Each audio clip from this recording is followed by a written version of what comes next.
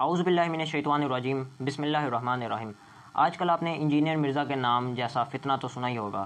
آج ہم دیکھیں گے کہ وہ کیسے لوگوں کو مینیپولیٹ کرتا ہے، کیسے وہ لوگوں کو بہکاتا ہے، اور جو دلیلیں پیش کرتا ہے کیا وہ اس کے موقف کے مطابق ہوتی ہیں، یا جو دوسرے مخالف جو اس کے جن کے مخالف وہ اپنی دلیلیں پیش کرتا ہے ان کے موقف کے مطابق ہوتی ہیں۔ لیکن ایز اے اسپیشی نبی الاسلام انسان ہے، انسان ہے۔ اس نے پہلے اپنا موقف پیش کیا کہ نبی کریم صلی اللہ علیہ وسلم انسان ہے، بشر ہیں، تو اس پر تو ہمارا بھی اجماع اتفاق ہے کہ حضور صلی اللہ علیہ وسلم بشر بھی ہیں اور نور بھی ہیں، ہمارا یہ عقیدہ ہے۔ تو یہ آگے دلیل دیں گے بشریت پر۔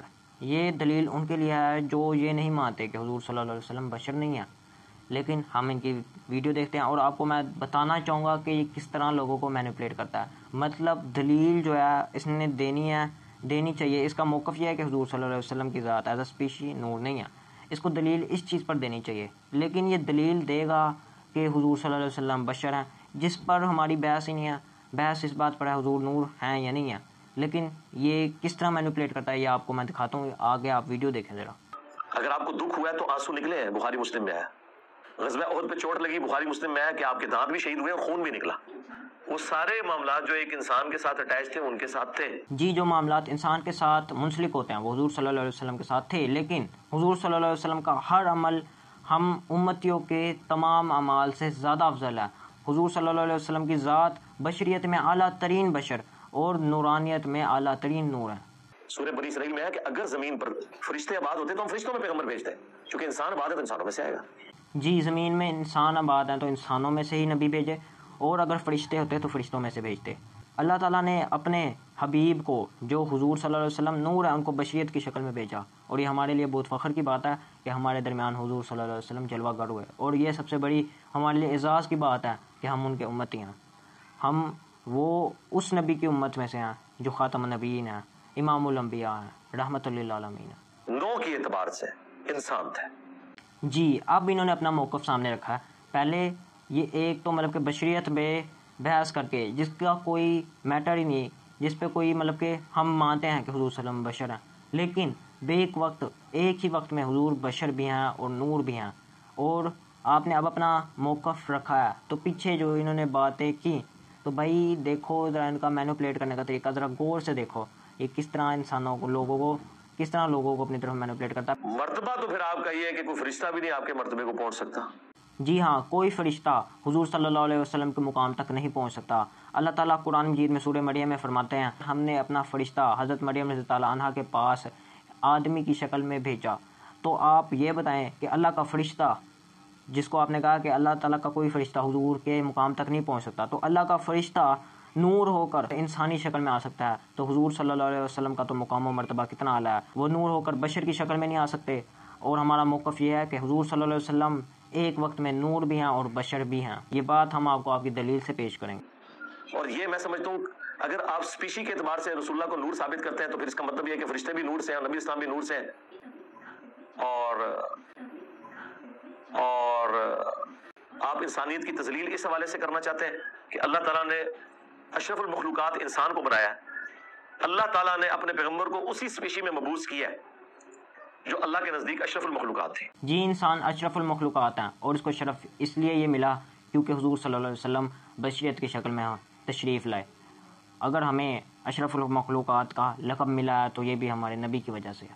رسول اللہ کا بشر ہونا نور ہونے سے بہتر ہے۔ حضور صلی اللہ علیہ وسلم کا بشر ہونا بشریت کے لیے اعلیٰ ہے، اور نور ہونا نورانی مخلوق کے لیے اعلیٰ ہے۔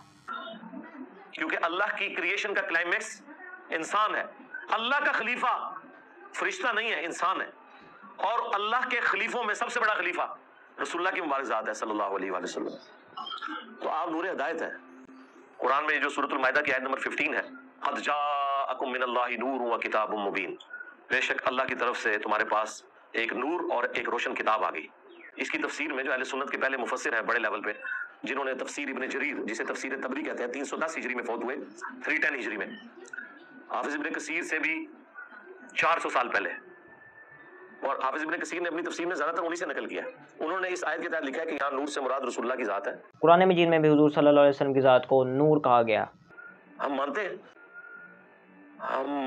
ہیں اشرف تھانوی صاحب نے بھی نشو الطیب میں لکھا ہے کہ رسول اللہ نور ہے. یہ اب اپنے بابوں کی دلیلیں پیش کر رہے ہیں کہ حضور صلی اللہ علیہ وسلم نور ہیں اور ہم مانتے ہیں. اور بھائی اپنی دلیل کو ذرا اس طرح کر کے اپنے منہ پہ رکھ کے دیکھو کہ اس میں لکھا کیا ہوا ہے کہ حضرت جابر بن عبداللہ رضی اللہ عنہ حضور صلی اللہ علیہ وسلم کے پاس حاضر ہوئے اور ارشاد فرمایا میرے ماں باپ آپ پر قربان، یا رسول اللہ مجھے بتائیے کہ اللہ تعالیٰ نے سب سے پہلے چیز کون سی بنائی؟ تو رسول اللہ صلی اللہ علیہ وسلم نے ارشاد فرمایا اے جابر، اللہ تعالیٰ نے سب سے پہلے اپنے نور سے تیرے نبی کے نور کو پیدا فرمایا. ٹھیک، تو اللہ تعالیٰ نے سب سے پہلے اپنے نبی کو اپنے نور سے پیدا فرمایا. ہم مانتے ہیں یہ حدیث مبارکہ، اللہ تعالیٰ نے اپنے نور سے نبی کریم صلی اللہ علیہ وسلم کے نور کو تخلیق فرمایا، اور یہ سب چیزیں بنانے سے پہلے. اور اس کے بعد تم کہہ رہے ہو کہ ہم حضور صلی اللہ علیہ وسلم کی ذات کو نور ہدایت مانتے ہیں. او بھائی اس ٹائم تو کوئی مخلوق ہی نہیں تھی، اس ٹائم نور ہدایت میں آیا تھا. حضور صلی اللہ علیہ وسلم نور ہدایت بھی ہیں اور جنسی نور بھی ہیں. اس حدیث پاک سے صاف ثابت ہوتا ہے کہ اللہ تعالیٰ نے اپنے نور سے نبی کریم صلی اللہ علیہ وسلم کا نور پیدا فرمایا. پھر آگے طویل حدیث ہے کہ اللہ تعالیٰ نے اس نور کے 4 حصے کیے، اس نور سے پھر عرش، کرسی اور تمام چیزیں بنائی، پھر لوح قلم بنائے، جنت بنائی، تمام ستارے بنائے، آسمان بنائے، زمین بنائی، ایسے 4 حصے کر کے تو آخر میں آدم علیہ السلام کی پیشانی میں حضور صلی اللہ علیہ وسلم کا نور چمکتا تھا. پھر اس طرح پشت در پشت یہ نور منتقل ہوتے ہوتے حضرت عبداللہ بن عبد المطلب رضی اللہ عنہ کی پشت مبارک میں آیا، اور وہاں سے پھر حضرت آمنہ رضی اللہ عنہ کی رحم میں، اور پھر حضور صلی اللہ علیہ وسلم کی جلوہ گری ہوئی. ہم مانتے نہیں، آپ کے ساتھ وہ سارے معاملات اٹیچ تھے جو انسانوں کے ساتھ اٹیچ ہیں. بخاری مسلم حدیث ہے نبی علیہ السلام اپنی 2 آنکھوں سے پشت کے پیچھے بھی دیکھ لیتے تھے. ہم تو یہ سامنے نہیں دور تک دیکھ سکتے، آپ کو پیچھے بھی نظر آتا تھا.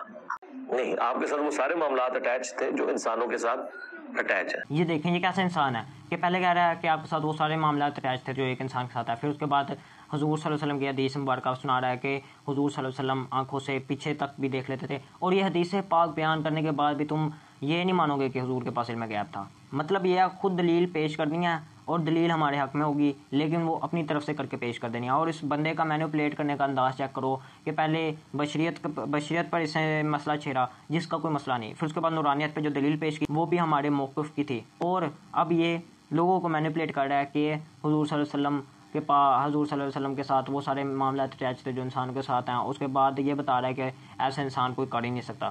تو بھائی اپنی بوتھی تے اپنی جوتی، مطلب یہ پہلے کہہ دینا کہ ایسے نہیں تھا، پھر بعد میں کہنا ایسے تھا، اور پھر اس کے بعد اینڈ میں نتیجہ نکالنا ہے کہ ایسے ہوتا ہی نہیں. واہ کیا بات. بخاری مسلم حدیث ہے صلح حدیبیہ کے موقع پر جب پانی نہیں تھا، ایک پیالہ حضور کو دیا گیا، آپ نے اپنی مبارک انگلیاں اس میں داخل کی تو پانی کے چشمے پھوٹ پڑے اس میں سے. نہیں، آپ کے ساتھ وہ سارے معاملات اٹیچ تھے جو انسانوں کے ساتھ اٹیچ ہے. تو ظاہر ہے کہ ہم نبی علیہ السلام کو عام انسان تو نہیں مانتے، نعوذ باللہ. نہیں، آپ کے ساتھ وہ سارے معاملات اٹیچ تھے جو انسانوں کے ساتھ اٹیچ ہے. کیونکہ بخاری کے اندر موجود ہے حضرت ام سلمہ کے پاس حضور کے چند بال تھے، جب ان کے محلے میں کوئی بیمار ہو جاتا اور وہ برتن میں پانی بھیجتا تو اس میں ڈبو دیتی تھی، اور وہ جب کوئی پیتا تھا اسے شفا ہو جاتی تھی. یہ حضور کا بال مبارک ہے، اور ایسا بال مبارک ہے جسم سے ٹوٹا ہوا اور برکات بھی ختم ہو رہی. دیکھ رہے ہو جسم کا حصہ تو نہیں ہے، ٹوٹا ہوا الگ ہوا ہے. نہیں، آپ کے ساتھ وہ سارے معاملات اٹیچ تھے جو انسانوں کے ساتھ اٹیچ ہے.